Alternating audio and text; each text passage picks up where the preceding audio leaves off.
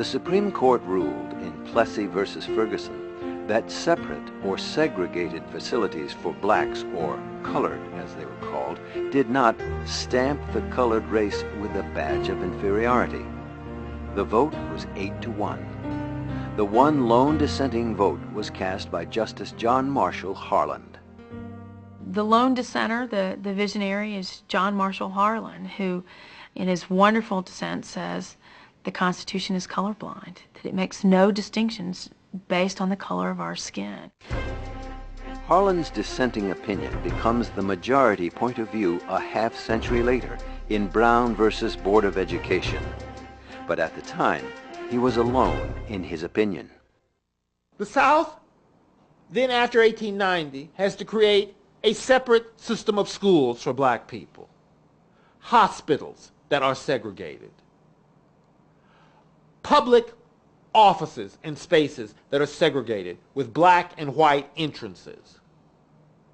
Black people come to understand that they cannot cross these boundaries, that when they get, for example, on a streetcar, they will enter through the black door and sit in the black spaces on that streetcar. They know when they go to pay their taxes at the courthouse that they will go to the window marked colored rather than white. They know, if the facilities are provided for them in public spaces, to use the black restroom. They know that if they go to the theater, they have to sit in the black section of the theater, usually the gallery at the top of the theater. So what you have then is the creation of a complete set of black institutions on the side of white. And the theory guiding this is, of course, that this is all separate but equal. Justice Brown said in Plessy versus Ferguson, it's not a violation of the 14th Amendment for Louisiana to segregate as long as the facilities, the segregated facilities, are equal. The doctrine then makes its emergence in American constitutional law of separate and equal. But nothing which is separate is ever equal. The Supreme Court ruling in Plessy versus Ferguson validated the so-called Jim Crow laws, all meant to keep African Americans oppressed, separate, and disfranchised.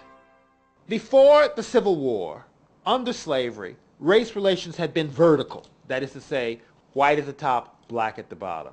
You knew where you were on the social hierarchy. The emancipation and freeing of the slaves creates a new context, one in which race relations are reorganized along a horizontal axis, in which, in theory, black and white are equal. Jim Crow represents an attempt to create that world in a context of what is now called competitive race relations. Black people, now being free, can compete with white people for jobs. They also, in theory, have the right to vote and the right to go into public spaces. In the South, the choice was never between segregation or integration. The choice was three options: segregation, exclusion, or integration. The South opts for segregation because the North will not allow it to pursue the policy of exclusion. And so under racial segregation, or Jim Crow, you have the creation of supposedly separate but equal institutions. This is codified in 1896 in the famous Plessy versus Ferguson case. The New South bore a striking resemblance to the Old South for African Americans.